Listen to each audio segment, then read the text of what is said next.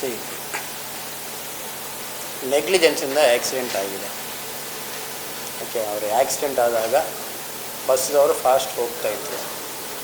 But unfortunately highway ಮೇಲೆ ಇದ್ದಂಥ speed limits ಜೊತೆಗೆ ನೋಡಿದರೆ ಆ ಸ್ಪೀಡ್ ಕಮ್ಮಿಯಾಗಿದ್ದಿರಬಹುದು ಕೂಡ. ಓಕೆ, ಅನ್ಫಾರ್ಚುನೇಟ್ಲಿ ತೀರ್ಕೊಂಡಿದ್ದಾರೆ. There are certain bus systems here. ಹೇಗೆ ಬಂದಿದೆ, ಹೇಗೆ over a period of time ಸುಮಾರಷ್ಟು ಬಸ್ಸುಗಳು ಬಂದು ಅವರು ಕೂಡ ಈ ಟೈಮಲ್ಲಿ ನಾನು ಹೋಗಬೇಕು, ಆ ಟೈಮಲ್ಲಿ ಇನ್ನೊಬ್ಬರು ಬರಬೇಕು, 5 ನಿಮಿಷ ಲೇಟಾಗಿ ಹೋಗಬಾರ್ದು ಅಂತ ಒಂದು ಕಥೆಯಲ್ಲಿ ಹೋಗ್ತಾ ಇದ್ದಾರೆ. ಸೊ ಇದರಲ್ಲಿ ಅವರು ಬಿದ್ದಿದ್ದಾರೆ, ಇನ್ಸಿಡೆಂಟ್ ಆಗಿದೆ. ಹೂ ಅವರ್ ಇಸ್ ರೆಸ್ಪಾನ್ಸಿಬಲ್, ಅವ್ರನ್ನ ಅರೆಸ್ಟ್ ಮಾಡಿದ್ದಾರೆ. ಇಲ್ಲಾಂದರೂ ಕೂಡ ಎಲ್ಲಿ ಹೋಗಲ್ಲ, ಅಲ್ಲೇ ಅರೆಸ್ಟ್ ಮಾಡ್ತಾರೆ. ಸೊ ಆ ಕೇಸ್ಗೆ ಏನು ಪನಿಷ್ಮೆಂಟ್ ಇದೆ ಅಷ್ಟೇ ಕೊಡೋಕ್ಕಾಗತ್ತೆ. ಅದು ಬಿಟ್ಟು ನಮಗೊಂದು ಡೆಡ್ ಬಾಡಿ ಸಿಕ್ಕಿದೆ, ನಾವು ರೋಡಲ್ಲಿ ತೊಗೊಂಡು ಹೋಗ್ತೀವಿ, ಎಲ್ಲಿ ಬೇಕಾದರೂ ರೋಡ್ ಮೇಲೆ ನಿಲ್ಲಿಸ್ಬಿಡ್ತೀವಿ. ಡೆಡ್ ಬಾಡಿ ಇದ್ದರೆ ಸಾಕು ಪಂಚಾಯಿತಿ ಮಾಡ್ತೀವಿ, ಅಥವಾ ಡೆಡ್ ಬಾಡಿ ಇದ್ದರೆ ಸಾಕು ನಾವು ಗಲಾಟ ಮಾಡ್ತೀವಿ ಅಂದರೆ ಇವತ್ತು ಅವ್ರ ಮೇಲೆ ಏನು ಕೇಸ್ ಆಗಿದೆ ಅದೇ ರೀತಿ ಎಲ್ಲರ ಮೇಲೆ ಕೇಸ್ ಸಿಗುತ್ತೆ. ನಂಬರ್ 1, ನಿಮ್ಗೆ ಆಲ್ರೆಡಿ ಅನ್ಯಾಯ ಆಗಿತ್ತು, ಯಾರೋ ತೀರ್ಕೊಂಡು. ಆ ಅನ್ಯಾಯ ಬಿಟ್ಟು ನಾನೇನೋ ಮಾಡ್ತೀನಿ ಅಂತ ಹೇಳಿ ಕಾನೂನು ವಿರುದ್ಧವಾಗಿ ಏನಾದರೂ ಮಾಡಿದರೆ ಆ ಅನ್ಯಾಯ ಆಯಿತು, ಇನ್ನೊಂದು ಹೊಸ ಕೇಸಾಗಿ ಆ್ಯಕ್ಚುಯಲ್ ಹರಾಸ್ಮೆಂಟ್ ಸ್ಟಾರ್ಟ್ ಆಗ್ತದೆ. ಅದಕ್ಕೆ ಏನಾದರೂ ಆಗಿದ್ದರೆ ಪ್ರತಿಯೊಂದಕ್ಕೂ ಕೂಡ ಕಾನೂನುಬದ್ಧವಾಗಿಯೇ ಕೆಲಸ ಮಾಡಬೇಕಾಗತ್ತೆ. ಸೊ ಕಾನೂನಿಗಿಂತ ಜಾಸ್ತಿ ಪನಿಷ್ಮೆಂಟ್ ನಾವು ಯಾರೂ ಕೊಡಲಿಕ್ಕಾಗಲ್ಲ. ಇನ್ ಕೇಸ್ 304A ನೆಗ್ಲಿಜೆನ್ಸ್ಗೆ ಕಾನೂನಲ್ಲಿ 3 ವರ್ಷ 4 ವರ್ಷ ಅಂತ ಪನಿಷ್ಮೆಂಟ್ ಕೊಟ್ಟರೆ ನೀವು 3 ವರ್ಷಕ್ಕಿಂತ ಜಾಸ್ತಿ ಕೊಡೋಕ್ಕಾಗಲ್ಲ. ಅಷ್ಟೇ, ಎಷ್ಟಿದೆ ಅಷ್ಟೇ punishment ಕೊಡೋಕ್ಕಾಗುತ್ತೆ.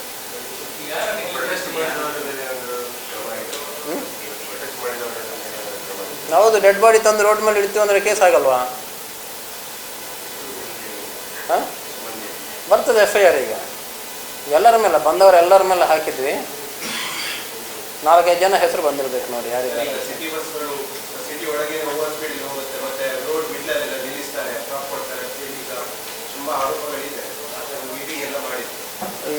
That is the question ಅಲ್ವಾ. You define what is over speed. Define ಮಾಡಿಲ್ಲ.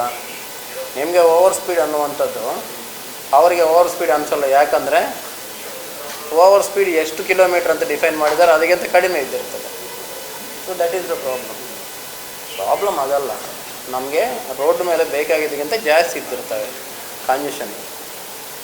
ಅಲ್ಲಿ ಇದ್ದ ಪಾರ್ಕಿಂಗ್ ಟೈಮ್ ಇದೆ ಅಲ್ವಾ, ನನಗಿದ್ದಂಥ 10 ಗಂಟೆ ಅಥವಾ 24 ಗಂಟೆಯಲ್ಲಿ ಎಷ್ಟು ಗಾಡಿ ನಿಲ್ಲಿಸ್ಬೋದು, ಅದಕ್ಕಿಂತ ಜಾಸ್ತಿ ಅವ್ರು ಭಾಳ ಕಡಿಮೆ ಟೈಮ್ ಇದ್ದರಿಂದ ಅವ್ರು ಸರ್ ಅಂತ ಬರ್ತಾ ಹೋಗ್ತಾ ಇರೋದು ಆಗ್ತಾಯಿದೆ. ಅಲ್ಲಿ ಇಶ್ಯೂ ಇದೆ. Will try to address it problem.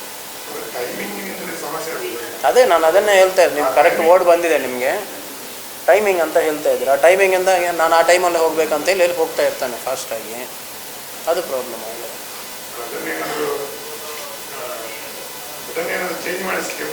ಆ ಟೈಮಿಂಗ್ ಚೇಂಜ್ ಮಾಡಬೇಕಾದ್ರೆ ನಂಬರ್ 1 ನಂಬರ್ ಆಫ್ ಬಸ್ಸಸ್ ಕಡಿಮೆ ಆಗಬೇಕು, ಅಥವಾ ಒಂದು ದಿವಸದಲ್ಲಿ ನಂಬರ್ ಆಫ್ ಅವರ್ಸ್ ಜಾಸ್ತಿ ಆಗಬೇಕು.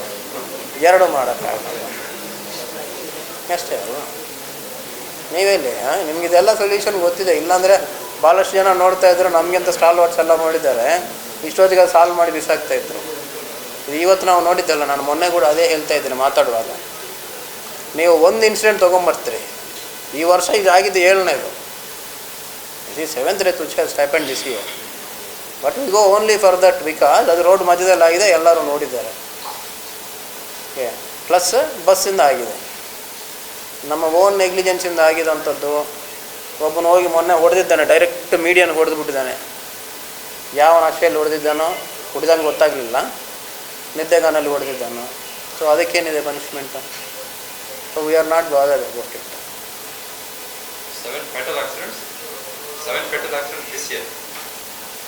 ನಂಬರ್ ಹೇಳ್ತೇನೆ, 6 or 7 this year. It's very less compare to last year. Because ಪ್ರತಿ ವರ್ಷ ಕೂಡ ನಮ್ಮಲ್ಲಿ ಪ್ರತಿ ತಿಂಗಳು 15 ಆವ್ರೇಜ್ ಆಕ್ಸಿಡೆಂಟ್ಸ್ ನಡೀತಾರೆ. ಈ ವರ್ಷ ಆ ನಂಬರ್ ಆ್ಯಕ್ಚುಲಿ ನೋಡಿದರೆ average it is very less number. But still ಅದು ಕೂಡ ಇಟ್ಸ್ ನಾಟ್ ಡಿವೈಡೆಡ್ ಈವೆನ್ಲಿ. ನಮಗೆ ಮಳೆಗಾಲ ಸ್ಟಾರ್ಟ್ ಆದಮೇಲೆ ಒಂದೇ ತಿಂಗಳಲ್ಲಿ 20 ಆಕ್ಸಿಡೆಂಟ್ ಆಗ್ತವೆ, ಜನವರಿಯಲ್ಲಿ ಕಡಿಮೆ ಆಗ್ತದೆ, ಆ ರೀತಿ ಆಗ್ತಾ ಇರುತ್ತೆ.